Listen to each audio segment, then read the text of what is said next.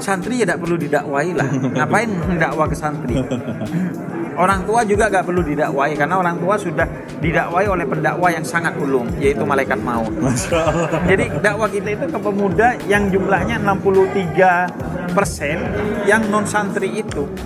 Jadi kalau pemuda tersesat nonton login jadi login, kalau santri nonton login jadi log on. Assalamualaikum warahmatullahi wabarakatuh. Waalaikumsalam warahmatullahi Hadir wabarakatuh. di tengah kita semua, panutan kita, beliau Habib Hussein Ja'far. Sebelumnya kami ucapkan terima kasih banyak, Bib, mau berkunjung ke Lirboyo. Iya. Ini menjadi suatu kebanggaan untuk kita-kita semua, santri-santri yang ada di sini. Betul, saya juga merasa tersesat ke jalan yang benar.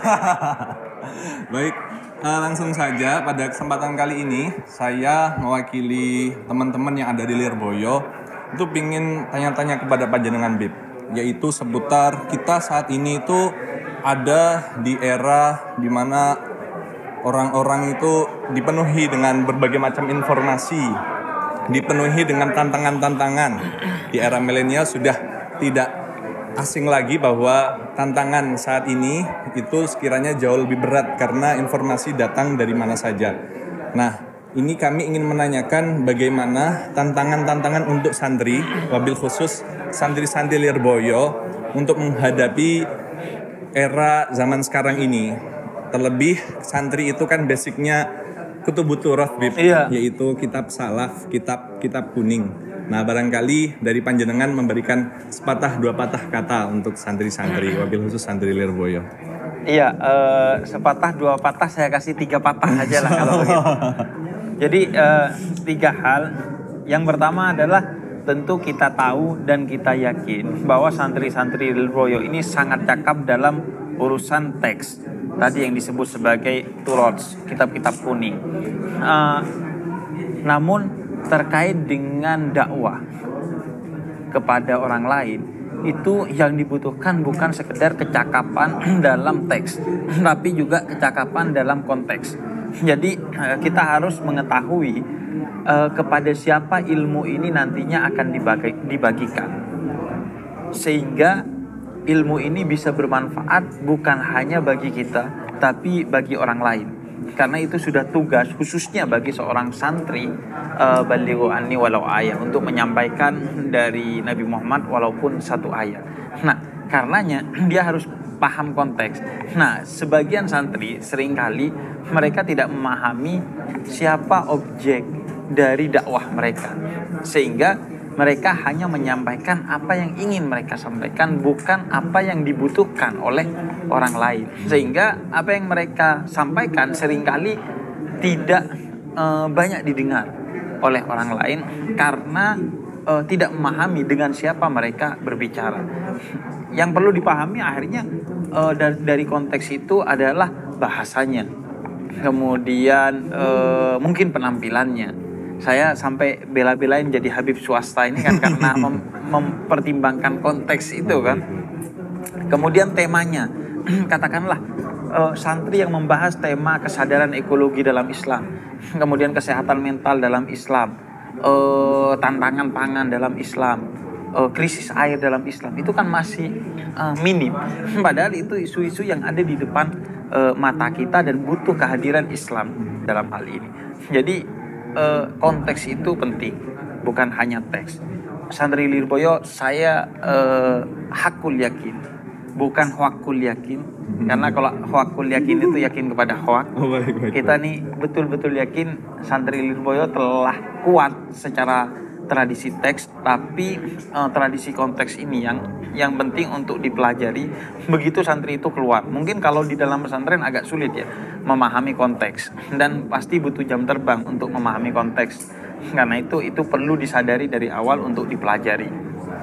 Saya sampai belajar public speaking, belajar tren berpakaian dan lain sebagainya. Kemudian yang kedua, ud'u ila sabili rabbika bil hikmah. Ajak mereka dengan hikmah. Hikmah ini salah satu variannya menurut saya adalah kreativitas di era digital seperti ini.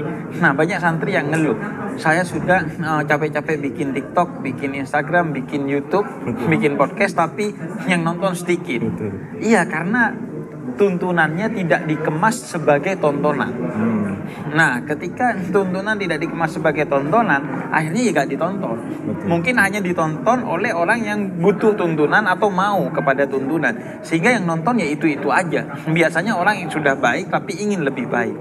Tapi orang yang masih tersesat tidak akan menonton karena tidak ada nilai tontonannya.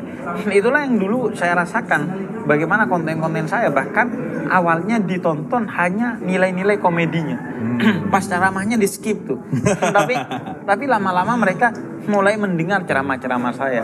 Bahkan kalau saya hadir ke tempat-tempat yang jauh dari nilai-nilai kesantrian, tradisi-tradisi kesantrian, mereka hafal quote saya, hafal tema-tema dan nilai-nilai yang saya ajarkan. Sekarang itu yang jadi PR teman-teman itu ya mungkin panjenengan bisa berbagi tips untuk mengadaptasikan dari Kutubut Turoth untuk para masyarakat awam. Iya. Ini barangkali panjenengan bisa kasih tips soal itu. Soalnya kan gimana ya, orang kalau audiennya itu sama-sama santri mungkin bisa saling memahami. Iya. Nah, kalau audiennya dari orang awam ini sekiranya akan jadi PR tersendiri gitu. Kebetulan soalnya di Lirboyo itu ada semacam media namanya Santri Mengaji. Ya di situ semacam mengadaptasi dari Kutubut Turoth untuk masyarakat. Betul, itu tantangannya. Kita selesaikan dengan tadi memahami konteks kepada siapa kita ini akan bicara. Beda loh kepada perempuan dan kepada laki-laki, kepada orang tua dan anak muda, bahkan kepada Gen Z dan generasi milenial. Saya masuk ke Gen Z aja udah mulai susah. Tapi kalau generasi milenial saya ya 1 juta subscriber. Masya Allah. Itu tahadus bin nikmah yang bernada takabur itu. Nah, yang kedua kreativitas. Nah, yang ketiga itu adalah wawasan-wawasan di luar Turoth. Misalnya filsafat, metodologi, public speaking. Saya rasa itu penting untuk kita pahami agar apa yang kita sampaikan itu bisa lebih punya perspektif yang tidak hanya Turoth, tapi yang lebih utuh dan yang lebih relate dengan orang. Jadi ketika bicara ghibah gak hanya bicara ghibah dalam pengertian Turoth, tapi juga bicara ghibah di era digital. Jenis-jenis ghibah di tongkrongan misalnya. Ada yang bagian ngelempar isunya, ada yang bagian nangkep, ada yang bagian soalin bilang itu dosa tapi emang iya sih. Kan itu kreativitas yang dibutuhkan dengan wawasan. Nah, dan pada akhirnya semua itu harus berbasis kepada imajinasi bahwa yang dengerin kita itu bukan santri. Santri itu jumlahnya di Indonesia hanya 1,4%. Sedangkan anak muda jumlahnya itu 64%. Kita sedang mengalami bonus demografi di mana jumlah anak muda itu mayoritas dari masyarakat Indonesia. Nah, masalahnya sebagian santri termasuk saya dulu ketika bicara di YouTube itu membayangkan yang dengerin itu santri. Sehingga saya mengutip Turoth bahkan tanpa diterjemahkan. Bahkan yang daki-daki, yang tinggi-tinggi, bahkan untuk ego saya, agar santri lain melihat saya itu keren, saya itu pintar, saya itu hebat. Padahal santri hanya 1,4% secara jumlah, dan yang dengerin kita berapa? Mungkin nggak ada karena dia sudah punya ilmunya itu. Karena itu bayangkan ketika kita bicara kepada kamera untuk ditayangkan di YouTube, yang dengerin kita itu pemuda tersesat.